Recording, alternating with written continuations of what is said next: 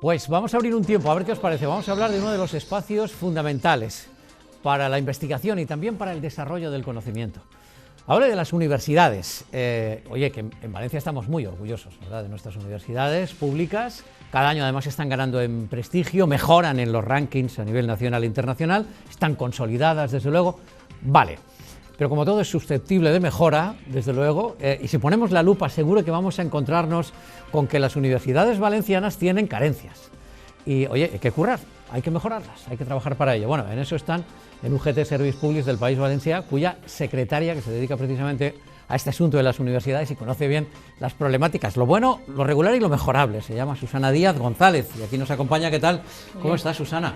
Oye, digo bien, estamos orgullosos los valencianos de nuestras universidades, mejoran en los rankings.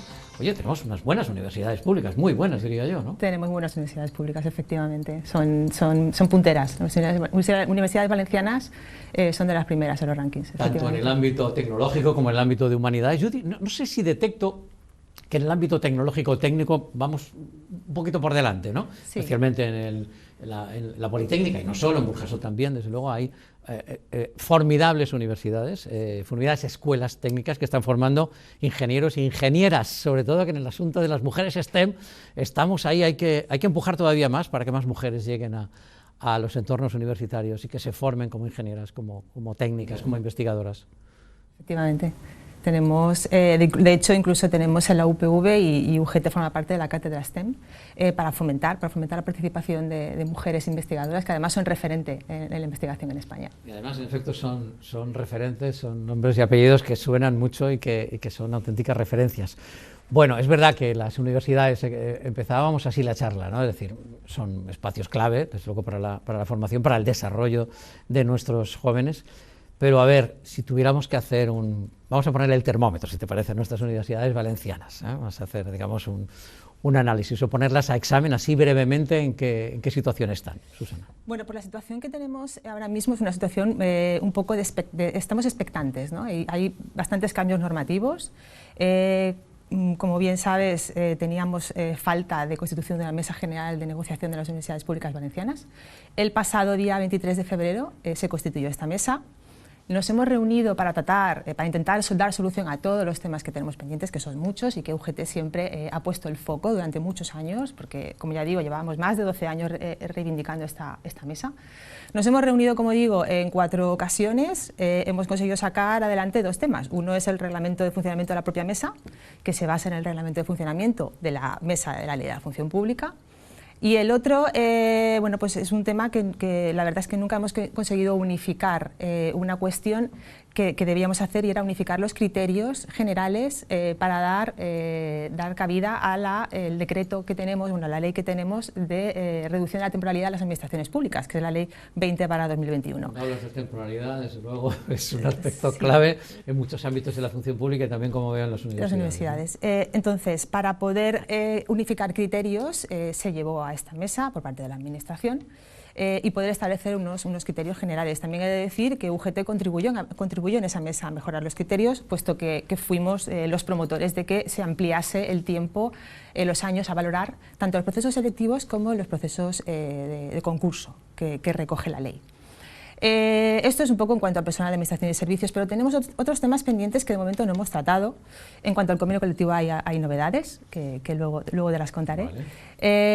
Pero tenemos otros temas pendientes muy importantes también, que son la financiación del sistema universitario público valenciano, que todavía está confeccionándose, aún está elaborándose y que debería estar ya casi encima de la mesa.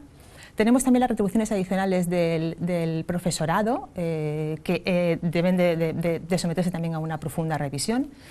Incluir sexenios, quinquenios, trienios para todo el personal laboral, que esto entra por modificar un decreto valenciano que se llama el 174/2002 de retribuciones básicas del personal laboral y adicionales del profesorado en general. Por lo tanto, en la situación, pues bueno, ahora mismo estamos un poco expectantes, porque como digo, también tenemos una ley de ciencia, tecnología e innovación, que entró en vigor hace muy poco, y también tenemos una ley orgánica del sistema universitario que se encuentra en un anteproyecto que está en trámite parlamentario. Que encajar, digamos, los ámbitos legales y seguir mejorando en este aspecto, porque desde luego de la mejor formación de nuestros jóvenes, por supuesto, depende mucho la calidad del profesorado. Oye, pues cuéntame, ¿ese convenio va a ser realmente una realidad? Porque tengo entendido que de las unidades valencianas es las únicas en España que no tienen convenio, por tanto habrá desigualdad en figuras, en fin, en salarios también, imagino, en fin, mucho por arreglar. ¿Ese convenio va a ser una realidad pronto? Bueno, pues esperamos que sí. Voy a poner un poquito en contexto la situación del convenio. El convenio colectivo se firmó un preacuerdo el pasado 24 de abril de 2019. De esto hace ya más de 3 años y medio. Llevábamos ya con un preacuerdo. Con un preacuerdo. Sí que duran los preacuerdos. Sí. Sin implementarse este preacuerdo. Ahora explicaré cuál ha sido el problema. Llevábamos ya 3 años previamente desde que se constituyó la mesa negociadora del convenio, que esto tiene que ser previo a la elaboración del articulado. Por lo tanto, han sido 6 años. 6 años de espera que llevamos a día de hoy. Sin implementarse un convenio colectivo que afecta a un total de 10.173 personas. Este dato es del pasado día 11 de octubre, puesto que tenemos ya disponibles los censos para las elecciones que serán el próximo 1 de diciembre. No ha existido de momento, pues bueno, la voluntad la hemos estado esperando, porque UGT estaba proponiendo muchas vías de solución. Desde 2019 intentábamos, pues eso, nos hemos puesto en contacto con grupos parlamentarios en Madrid. Hemos presentado enmienda a presupuestos generales del Estado. Hemos mantenido reuniones con anterior conseller de Hacienda, con actual conseller de Hacienda. Hemos hecho lo posible y lo imposible, movilizaciones, concentraciones. El pasado día 5 de julio enviamos un escrito y ya habíamos, la verdad es que habíamos manifestado pues nuestra intención de tomar medidas de conflicto colectivo, porque ya la verdad es que la situación es insostenible. Y el pasado 5 de julio, como digo, enviamos un escrito tanto al consejero de Hacienda como a la directora general de presupuestos en la que proponíamos una solución ya por escrito, en la que decíamos que, bueno, pues si el problema es que en el convenio colectivo no pueden haber unas retribuciones salariales que superen la masa salarial del 0,9% que decía la ley de presupuestos generales del Estado, y ahora lo tenemos en un 2%, nosotros necesitamos un 5,25%, pues vamos a extraer las tablas retributivas del convenio, dejamos el articulado únicamente pues, con lo que es las condiciones laborales, con la letra, vaya. Y esas retribuciones nos las llevamos al decreto 174, que es precisamente el decreto que comentaba antes de retribuciones básicas del personal laboral y adicionales del profesorado. Bueno, pues esta idea, junto con el encaje jurídico que es verdad, de que ha tenido que también producirse, nosotros le proponíamos que a través del artículo 28.7 de la Ley de Presupuestos de la Generalitat Valenciana podíamos tener un encaje legal. Al final, el encaje legal es un articulado que es exactamente igual, pero es el artículo 16.7 de los Presupuestos Generales del Estado 2021. Nos indican que a través de ese encaje va a ser posible que nuestra propuesta continúe, que siga adelante. Entonces, previsiblemente en noviembre tendremos un borrador del articulado que nos someterán pues, bueno, pues a nuestra consideración. Se cambiará el decreto de retribuciones y se cambiará el convenio colectivo, y al mismo tiempo hemos solicitado que se vayan llevando a la par para que no se dilate mucho en el tiempo, con lo cual el primer trimestre de 2023 sería posiblemente donde viera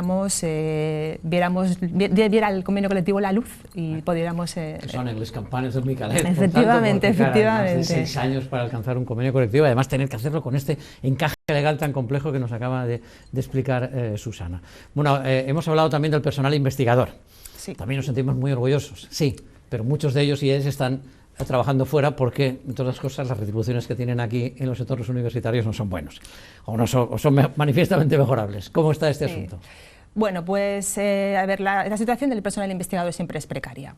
Las universidades y bueno, por lo que siempre vivimos, este personal es el eterno olvidado. Entonces, luego pondré un ejemplo de lo que estoy diciendo.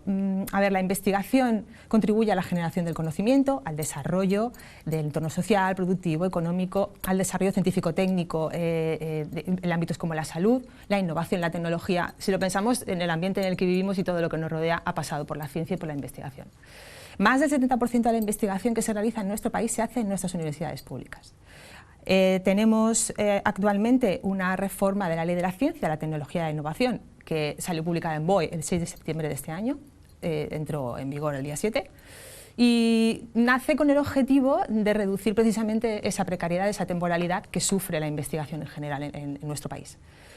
En ese articulado lo que se recoge también es un incremento de la financiación que tanto hace falta hasta un 1,25 cuando lleguemos a 2030. Actualmente estamos en un 0,58% del PIB. Como digo, ese articulado, junto con la reforma laboral que se publicó el 30 de diciembre de 2021, la reforma laboral, recordemos que limita, ya no se pueden hacer contratos por obra y servicio, con lo cual los contratos son indefinidos, saca 4 tipos de contrato. Un contrato que es el contrato predoctoral, que es para la formación de jóvenes investigadores y cuyo objetivo principal es que desarrollen su tesis doctoral. El contrato final dará finalización cuando se lea la tesis. Este contrato tiene una duración de entre 1 y 4 años, se puede ampliar 2 más en caso de discapacidad, y la novedad es que tiene un derecho a indemnización por finalización del contrato. Otro contrato que es clave en la Ley de la Ciencia, la Tecnología e Innovación es el contrato de acceso al sistema de ciencia. Nosotros le llamamos el contrato postdoctoral, puesto que ya tienes que estar en posesión del título de doctor, doctora. Y este contrato es para especializarte en investigación. Este contrato, igual que el anterior, en casos de incapacidad temporal, nacimiento, acogimiento, adopción, etcétera, no se interrumpen los plazos. Con lo cual esto también es beneficioso porque permite la conciliación dentro también del personal investigador.